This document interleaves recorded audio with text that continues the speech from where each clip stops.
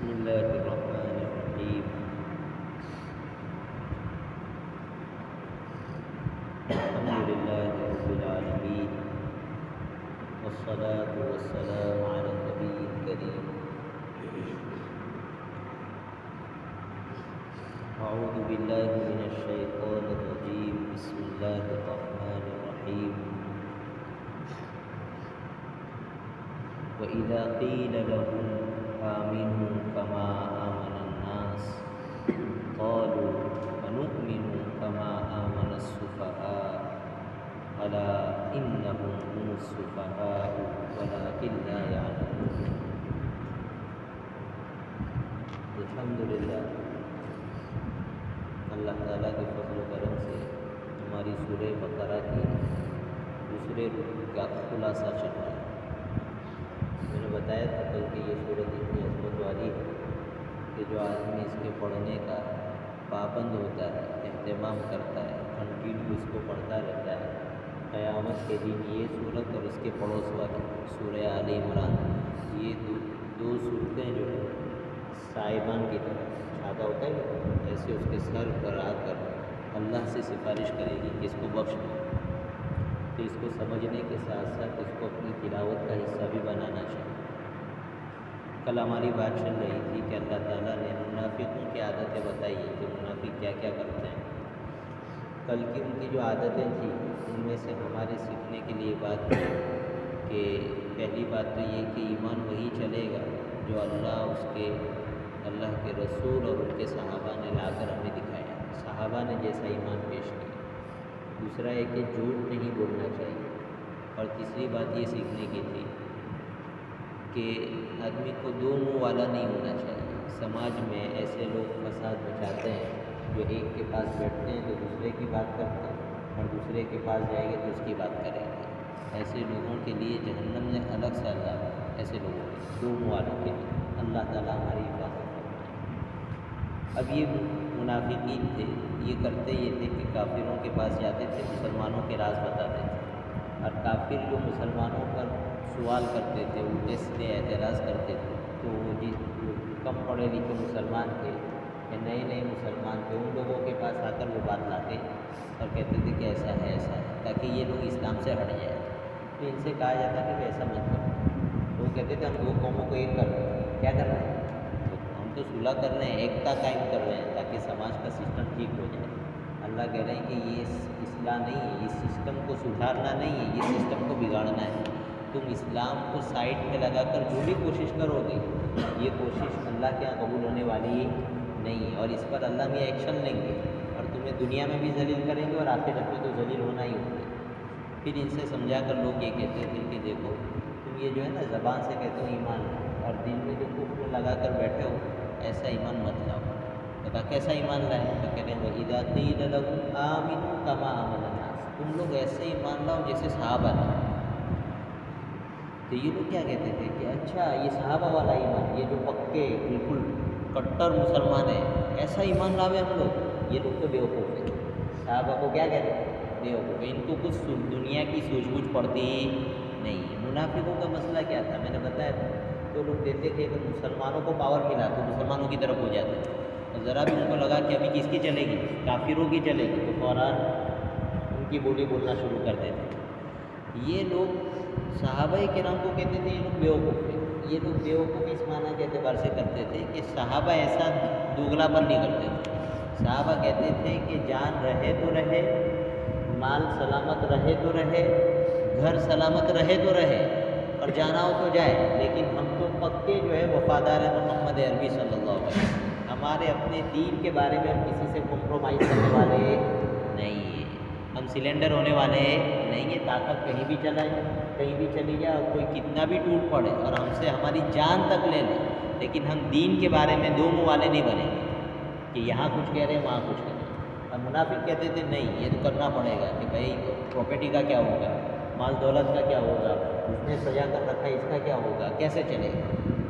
اس لیے وہ کہتے تھے کہ صحابہ بیوقوف ہیں، یعنی ان کو کوئی سمجھ پڑتی نہیں ہے۔ یہ اس طرح گویا کہ یہ کہنا چاہتے تھے کہ یہ لوگ جو ہے آخرت کے ادھار پر دنیا کا نقد چھوڑ رہے ہیں، یعنی آخرت کے وعدوں پر دنیا چھوڑ کر بیٹھے ہیں، اس لیے بیوقوف ہیں۔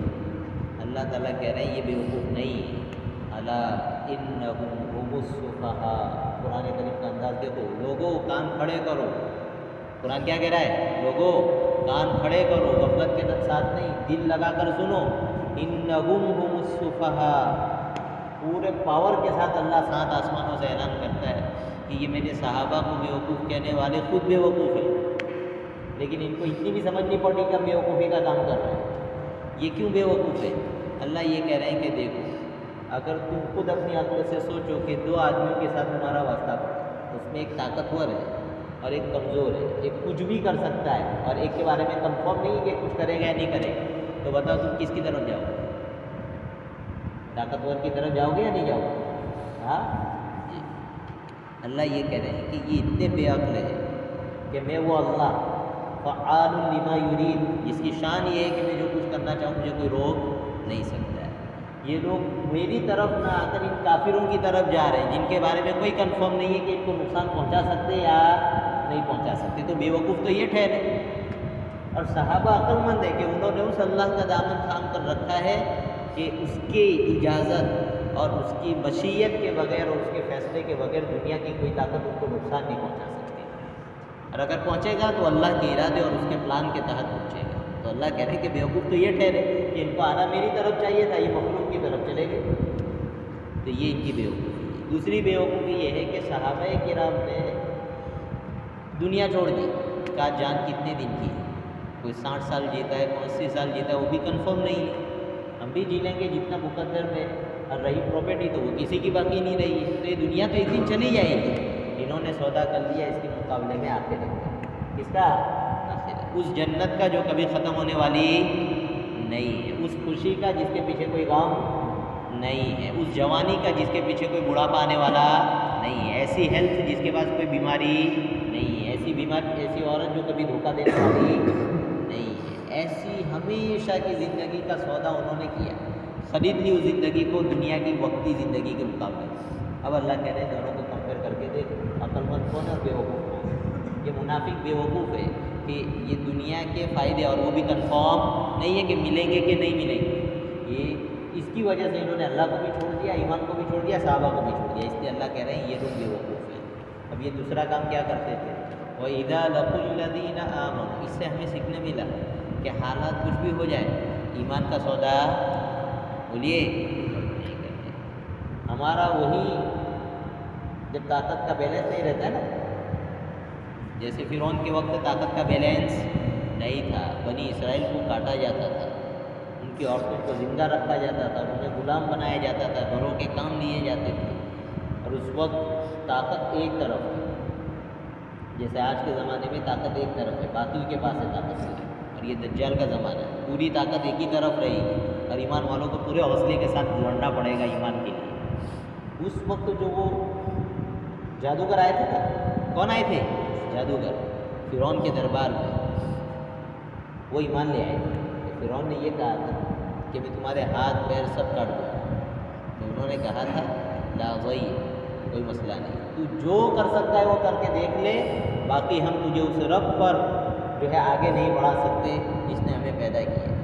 انہوں نے پورے حوصلے کے ساتھ اس کے دربار میں کہا تھا تو زیادہ سے زیادہ ہماری جان لے سکتا ہے، اس سے زیادہ کچھ نہیں کر سکتا. لہٰذا ہم اس کی بیس پر اس اللہ کا سودا نہیں کر سکتے جس نے ہمیں منی کے نطفے سے چلتا پھرتا انسان بنایا اور بچپن سے لے کر ابھی 55 تک اور جوانی تک اسی کی دی ہوئی باڈی سے دنیا کو استعمال کر رہے ہیں. ہم اس رب کا سودا نہیں کر سکتے.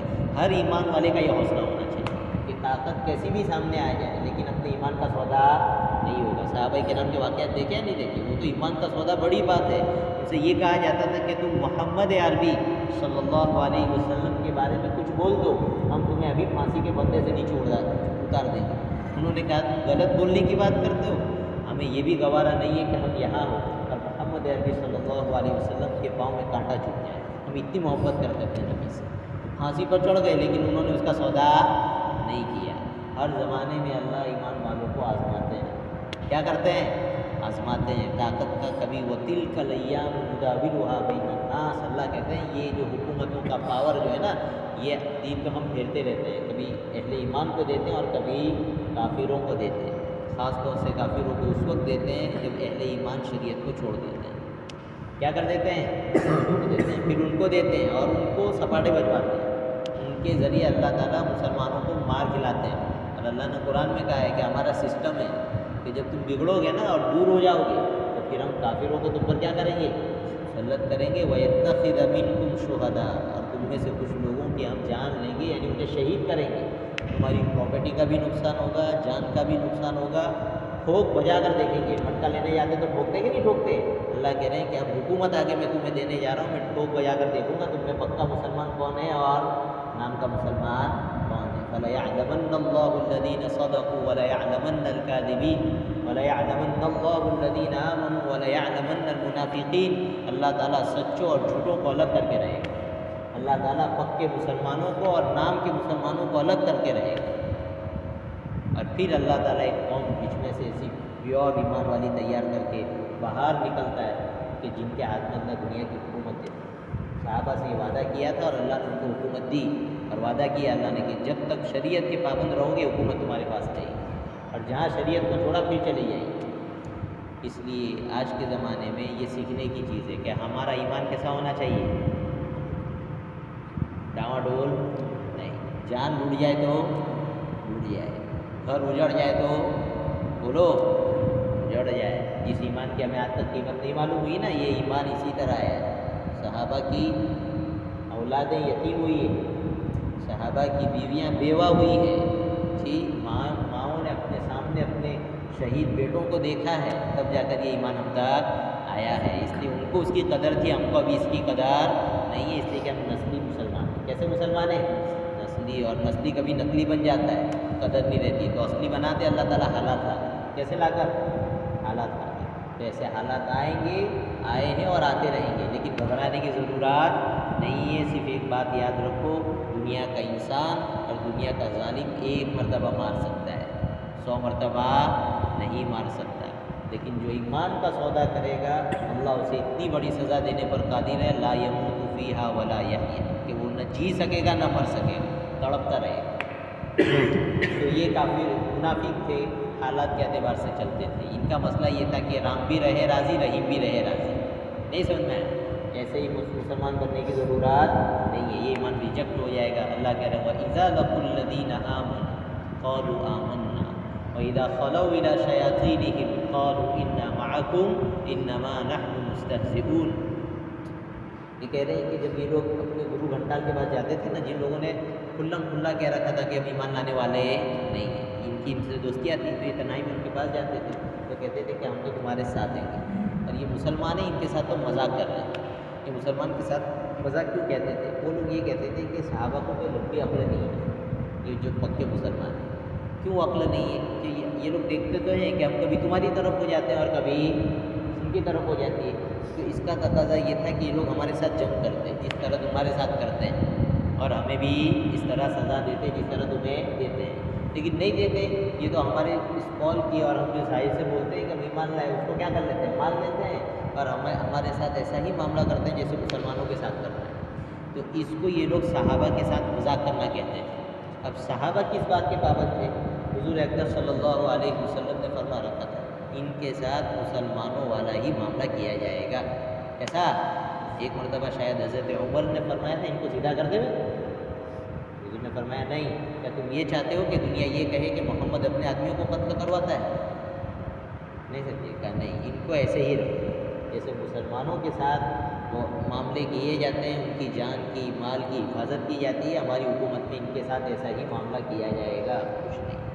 اللہ یہ کہہ رہے ہیں اللہ یستہزئ بہم ویمدہم فی طغیانہم یعمہون، کہہ رہے ہیں کہ یہ لوگ ایسا کہہ رہے ہیں کہ ہم مذاق کر رہے ہیں۔ اللہ کہہ رہے ہیں نہیں، تم مذاق نہیں کر رہے ہو، بلکہ مقابلے میں سنو، ہم تمہارے ساتھ مذاق کر رہے ہیں۔ مذاق کیا کر رہے ہیں؟ کہ اگر ہم تمہارے ساتھ اس طرح کے حالات لاتے تو تم سدھر جاتے اور ایمان لے آتے، اب چونکہ تم نے بدماشی کی ہے کھل کر، تو ہم تمہیں اور ڈھیلی رسی دیں۔ کیسی دے رہے ہیں؟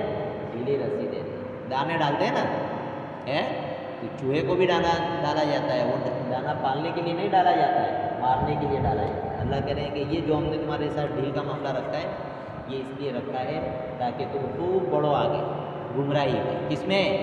اور خوب مخالفت کرو۔ یہ تمہارے ساتھ مذاق ہے، ہم تمہیں ہدایت سے محروم کر رہے ہیں۔ کس سے محروم کر رہے ہیں؟ ہدایت سے محروم کر رہے ہیں. دنیا میں تو یہ مذاق ہے اور آخرت میں تو ہم تمہارے ساتھ اور مذاق کریں گے. آخرت میں منافقوں کے ساتھ کیا مذاق ہوگا؟ جب پل صراط پہ جانے کا ہوگا نا تو پل صراط پہ اعمال کی روشنی چاہیے. نور کہتے ہیں اس کو. کیا کہتے ہیں؟ یہ نور تقسیم کیا جائے گا ایمان والوں کے درمیان بھی اور منافقوں کو بھی دیا جائے گا. یہ خوشی خوشی جائیں گے کہاں پر؟ کہ ہم تو چلے جنت میں، پل صراط پار کر کے جنت پر جائیں گے. جیسے ہی پل صراط کے پاس پہنچیں گے ان کی روشنی گل ہو جائے گی. دیا کیسے بجھ جاتا ہے؟ ایسے بجھ جائے. یہ لوگ کہیں گے یار یہ کیا ہو گیا، ہم تو سوچ رہے تھے جنت جا رہے، روشنی کہاں گئی؟ تو ایمان والوں سے کہیں گے فانتظروا، کہ بھائی رکو رکو، نقتبس من نورکم، تھوڑا تھوڑا روشنی ہم کو بھی دے دو، ہم چلیں گے ساتھ میں.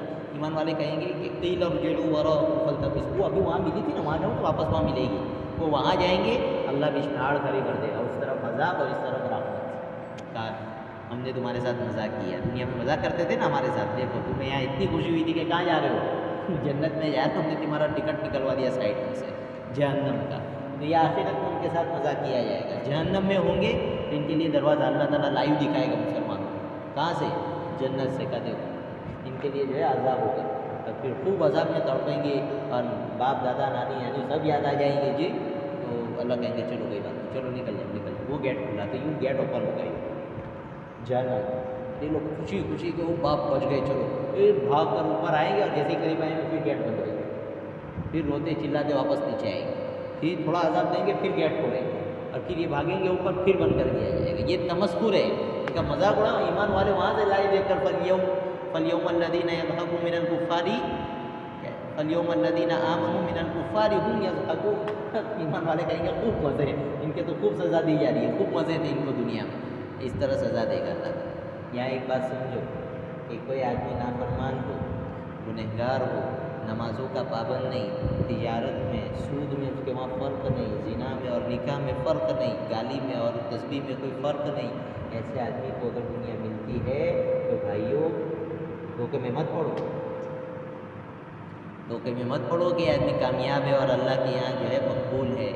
دنیا کا آ جانا یہ کامیابی کی نشانی نہیں ہے. یہ وہ مین پوائنٹ ہے کہ دنیا کی قومیں یہاں آ کر دھوکا کھا گئی. منافقین بھی کھا گئے، اس سے پہلے کی تمام قومیں یہاں آ کر دھوکا کھا گئی. وہ یہ کہتی تھی کہ ہمارے پاس مال پیسہ اور دنیا کی باغ دوڑ اور حکومت ہے، اگر اللہ ہم سے ناراض ہوتا تو یہ چیز ہمارے پاس نہیں ہوتی.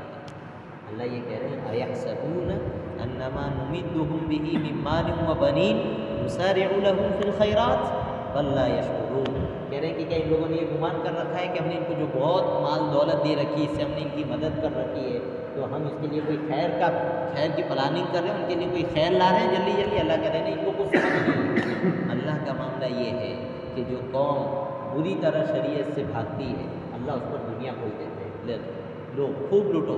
اور وہ جب دنیا میں پوری طرح لگتے ہیں اللہ تعالیٰ اچانک ان کو پکڑتا ہے اور برباد کر کے رکھ دیتا ہے.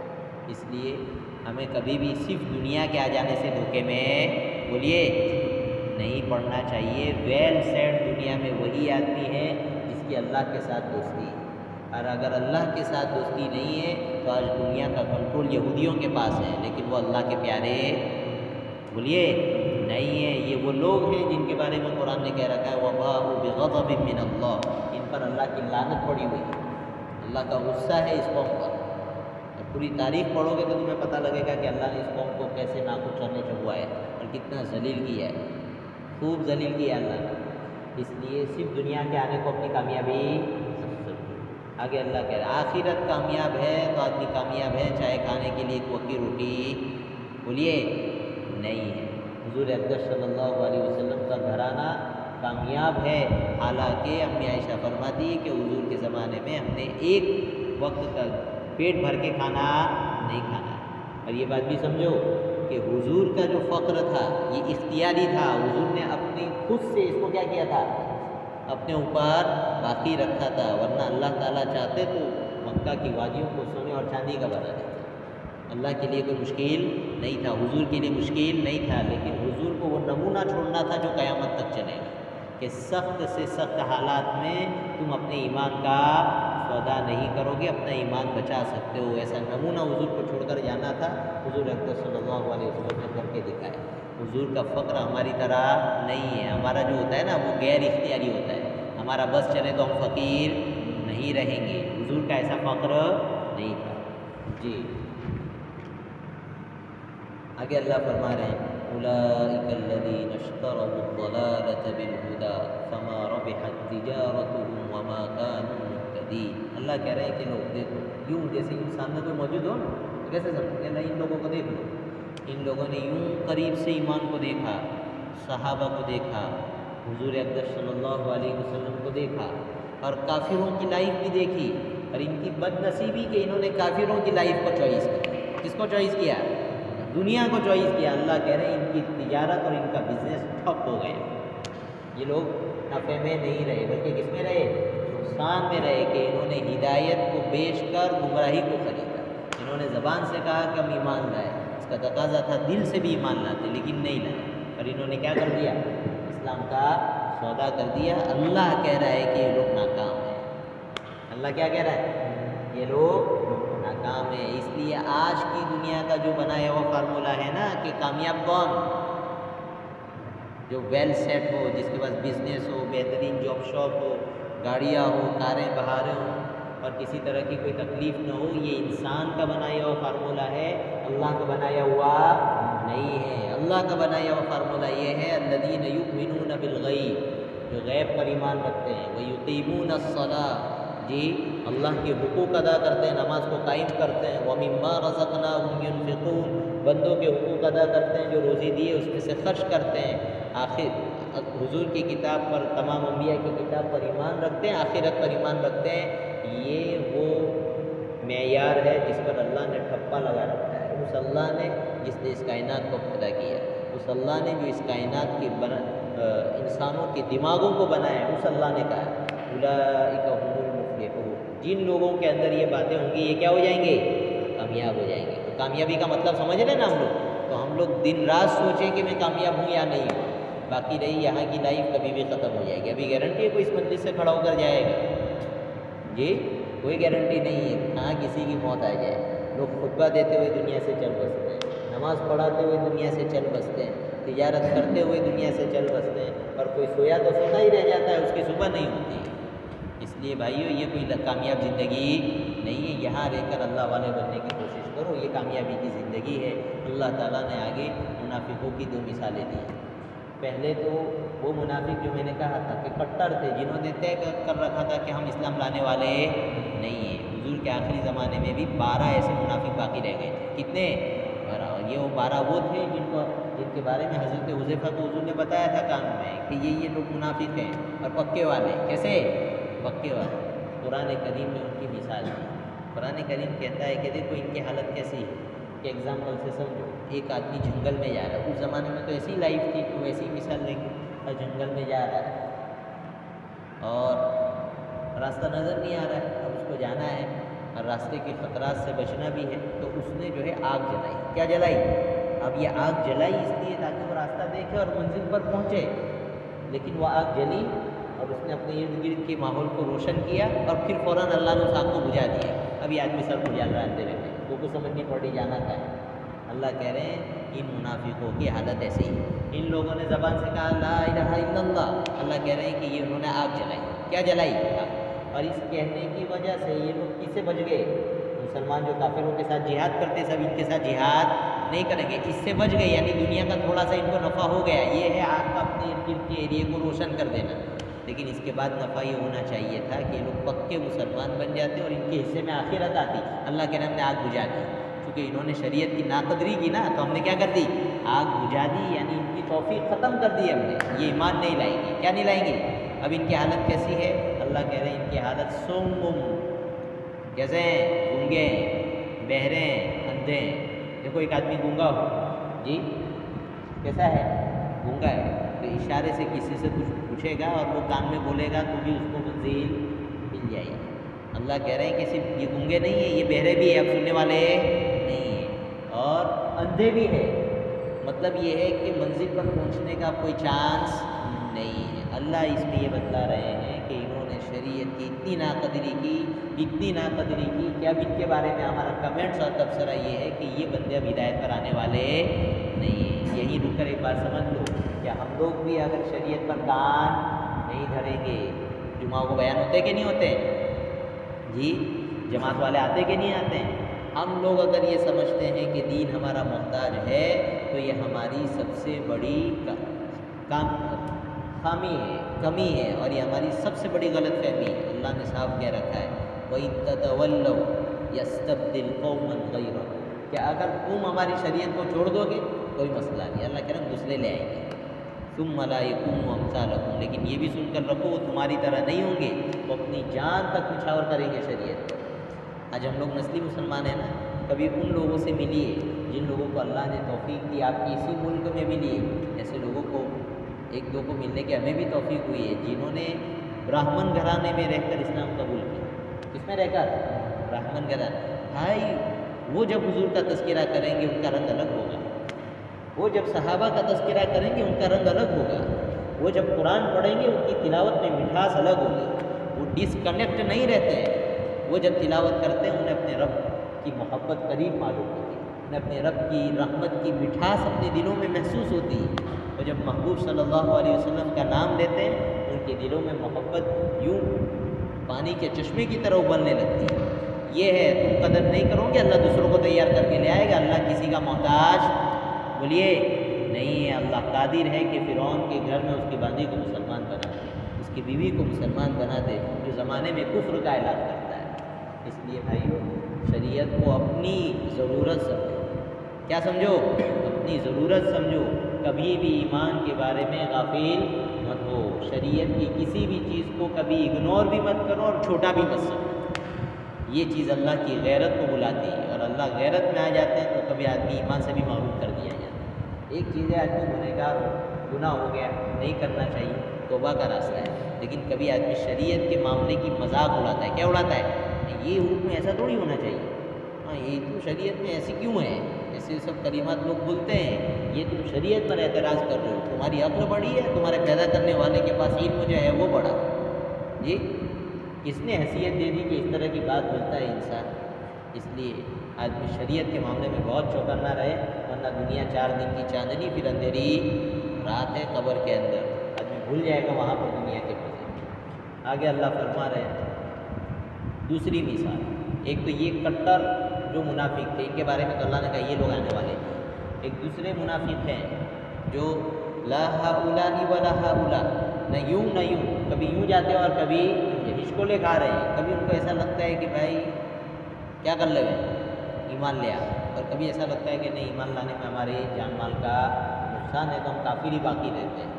اس طرح کے جو منافق ہیں ان کی مثال اللہ تعالیٰ نے دی ہے، وہ مثال تو تھوڑی ایسی ہے کہ آپ سمجھے کہ اس مجمعے کے لیے اتنا ہونی ہے، میں اس کے ڈائریکٹ جو اس کا اللہ کہنا چاہ رہے ہیں وہ مطلب سمجھا دے رہے ہیں۔ اللہ یہ کہہ رہے ہیں کہ مثال تو یہ دی کہ تیز بارش ہو رہی ہو، اس میں جو ہے بہت زیادہ اندھیرا ہو، پھر کڑاکے کی بجلی ہو رہی ہو، اور پھر کچھ چمک بھی رہی ہو، اور اتنی زیادہ اس کڑاکے کی بجلی ہے کہ آدمی کو ایسا لگتا ہے کہ ابھی گری اور میری موت ہو گئی، تو ڈرنے کے لیے بچانے کے لیے کان میں انگلی ڈال رہا ہو آدمی، ایسی حالت والی مثال دی۔ اب اس میں بہت زیادہ ایک چیز کو دوسری چیز سے ملا ہے۔ اللہ تعالیٰ یہ کہنا چاہ رہے ہیں کہ ہم نے قرآن کریم میں جو کفر کی اور نفاق کی سزائیں بیان کی ہیں اور جہنم کی جو وعیدیں بیان کی ہے، یہ منافق اس کو سن کر ڈرتے ہیں، کیا کرتے ہیں؟ ڈرتے ہیں، اور جو ہم نے جنت کی خوشخبریاں دی ہے اس کی وجہ سے لالچ میں آتے ہیں، اور اس کا نتیجہ یہ ہے کہ لوگ چاہتے ہیں کہ ہم ایمان لے آئیں، کیا لے آئیں؟ ایمان لے آئیں، لیکن پھر دیکھتے ہیں کہ بھائی شریعت میں آئیں گے تو حلال حرام کو فالو کرنا پڑے گا، کیا کرنا پڑے گا؟ حلال حرام کو فالو کرنا پڑے گا، پھر سود کا کاروبار ہم نہیں کر سکیں گے، جہاد کرنا پڑے گا، تو یہ چیزیں ایسی ہیں کہ ان کو لگتا ہے نہیں یہ تھوڑا ٹف ہے یار، اپنے سے نہیں ہو، تو پھر دور بھاگتے ہیں اور پھر انجانے بنتے ہیں، جان بوجھ کے کیا بنتے ہیں؟ انجانے۔ اللہ کہہ رہے ہیں انجانے کیا بنتے ہو؟ جب تمہیں پتہ ہی کہ میں سپاٹے بلانے والا ہوں تو تمہارے انجانے بننے سے اور کان میں انگلیاں ڈالنے سے تم بچنے والے نہیں ہیں۔ واللہ محیط بالکافرین، اللہ ہر طرف سے تمہیں گھیرے ہوئے، تم جاؤ گے کہاں؟ اللہ ان کو یہ سمجھا رہا ہے۔ تو دیکھو یہ ان کا حال تھا، تو اس وجہ سے جب وعیدیں سنتے تھے اور اللہ کے وعدے سنتے تھے تو اچھلتے تھے کہ بھائی چلو ایمان لے آتے ہیں، اور جہاں دیکھا کہ شریعت کو فالو کرنا پڑے گا، جہاد کرنا پڑے گا، حلال حرام کا مسئلہ آئے گا تو پھر پیچھے آ جاتے تھے کہ بھائی کافر رہتے ہیں، اس لیے کہ پھر کھل کر دنیا میں پھٹ نہیں پائیں گے اور اپنے شوق کھل کر پورے ہونے والے نہیں، اس لیے لوگ نہ ایمان لاتے تھے اور نہ پورا کفر کرتے تھے، بیچ بیچ میں چلتے تھے، کبھی یہاں ہو گئی کبھی یہاں ہو گئی۔ اللہ کہہ رہے ہیں کہ تم अनजाने बनकर हमसे बच नहीं सकते हो। वल्लाहु मुहीतुम बिलकाफिरीन, अल्लाह ताला तुम्हारा इहाता किए हुए जब चाहेगा पकड़ लेगा तुम्हें। ये वो लोग थे जो बाद में कुछ लोग मुसलमान हो गए, ईमान ले आए, बाद में सुधर गए। अब यहाँ एक बात समझो, हम लोगों का मसला कैसा है, हम लोग जो है बस्ती में रहते हैं और बस्ती में इमाम साहब भी है, आपके तो ताल्लुक भी है, तुम और उलमा हजरात भी है। आदमी उलमा से दोस्ती करने जाता है तो शैतान ये कहता है कि भाई ये तुझे हलाल हराम बतलाएगा, ये थोड़े दिन में तो तुझे हाय हेलो करने के बाद पूछेगा क्या कमाते हो, कैसे कमाते हो, दाढ़ी नहीं है आपकी, पायजामा कपड़ों से नीचे है। इसलिए शैतान ऐसी बातें सुलझाता है तो आदमी भागता है मौलवी से। किससे भागता है? भागते कि नहीं भागते आदमी? भाई ये शैतान का धोखा है। फिर हम में और मुनाफिकों में फ़र्क क्या रहेगा? भाई इनके करीब होइए, इनसे दोस्ती लगाइए, आपके लिए टफ है, लेकिन क्या पता आपको कि वो बेचारा ऐसा कोई अल्लाह वाला आपको मिल जाए कि उसके ताल्लुक़ की वजह से अल्लाह तुम्हें भी तौफीक दे। एक रूल्स है कि नहीं है, दोस्त का दोस्त दोस्त होता है। आपके घर आपका दोस्त आया, उसके साथ उसका दोस्त आया था, उसको चाय पिलाएंगे कि नहीं पिलाएंगे? भाई ये ठीक है, मेरी इससे कोई जान पहचान नहीं है, लेकिन मेरे दोस्त के साथ आया है तो इसका इकराम हम करेंगे, हाय उसको वैल्यू देंगे नहीं देंगे? तो जब आदमी अल्लाह के वलियों से दोस्ती करता है तो अल्लाह की रहमत जो वलियों पर पड़ रही होती है वो छांटे का भी उड़ते हैं। बोलो, तो गुनहगार साथ में होता है उसके ऊपर भी उड़ते हैं। बहुत सी मरतबा अल्लाह के दोस्त, अल्लाह को चाहने वाले और अल्लाह को मांगने वाले जब करीब में बैठकर आपस में बात कर रहे होते हैं और अल्लाह की मोहब्बत की वजह से आपस में बैठे हुए हैं, आखिरत की फिक्र हो रही है, वहाँ कोई करीब में कोई आदमी अपने काम से कुछ कर रहा है, जी फिर रिश्तों से अल्लाह पूछते हैं क्यों बैठे हैं? ये आपकी निस्बत पर बैठे हैं, आखिरत की फ़िक्र कर रहे हैं। अल्लाह कह रहे हैं मैंने मग़फ़िरत कर दी। तो कहा अल्लाह वो बंदा तो दीन के मामले में नहीं आया था, वो अपने किसी और मामले में आया था। कहा कि नहीं, उनके करीब तो था, उनकी भी मग़फ़िरत। उन जुलसा ला यश्क़ा बिहिम जनीसु, ये ऐसे हम नशी हैं, ये ऐसे दोस्त हैं कि जो इनके साथ दोस्ती करता है अल्लाह उनको भी नवाजता है, उनको महरूम नहीं करता है। तो इस आयत से सीखो भाइयों कि हमें कुछ भी लगता हो दीनदारों से मोहब्बत करो। किससे मोहब्बत करो? अपनी बस्ती में दीनदारों को ढूंढो, उनसे मोहब्बत करो। ये दोस्तियाँ कभी ना कभी काम लगेगी और आखिरत में तो ज़रूर काम लगेगी। अल-अख़िल्लाउ यौमइज़िन बअज़ुहुम लिबअज़िन अदुव्वुन इल्लल मुत्तक़ीन, इल्लल मुत्तक़ीन। क़यामत का इतना होलनाक दिन जहाँ किसी की कोई ताकत चलने वाली नहीं और अज़ाब इतना पावरफुल कि आदमी उस अज़ाब से बचना चाहे। अल्लाह ये कह रहे हैं कि पूरी ज़मीन के बराबर उसके पास सोना हो, क्या हो? सोना। वो सोना लेकर आ जाए और वो कहे कि ये सोना ले लो और मुझे छोड़ दो, अल्लाह कहेंगे नहीं छोड़ेंगे। इतने सख्त दिन में अगर कोई दोस्ती काम लगेगी तो वो तक़वे वालों की दोस्ती काम लगेगी। किसकी? लक़वे वालों की नहीं। लक़वे वाली दोस्ती कहाँ है? गाला आज बैठते हैं, चाय पीते हैं, ईशा की अजान हो रही है कोई फ़र्क नहीं पड़ रहा है, मगरिब की अजान हो रही है कोई फ़र्क नहीं पड़ रहा है, कहाँ गया आजा गाना सुनेंगे, फिल्म देखेंगे, यहाँ घूमने जाएंगे। ये सब पिकनिक वाली फ्रेंड सर्कल जितने हैं ये आदमी के लिए आखिरत में पछतावे का ज़रिया बनेगा। किसका ज़रिया बनेगा? पछताएगा आदमी कि यार ये कैसे दोस्त थे, इन्होंने तो और हमें खड्डे में डाल दिया। और वो दोस्त जिसके पास रहो तुम और तुम्हें अल्लाह याद आ जाए, वो दोस्त के जिसके पास तुम रहो और तुम्हारे अंदर शरीयत का शौक़ पैदा हो जाए, वो दोस्त के जिनके साथ रहते हो तुम्हें हुजूर से मोहब्बत हो जाए, चेहरे पर दाढ़ी सज जाए, ये वो दोस्त हैं कि आखिरत में तुम्हारे लिए सिफारिशी बने। ये वो दोस्त हैं जो आखिरत में तुम्हारे लिए खुशखबरी का ज़रिया बने। अब खुद सोच लीजिए कौन सी दोस्ती नफ़े वाली है।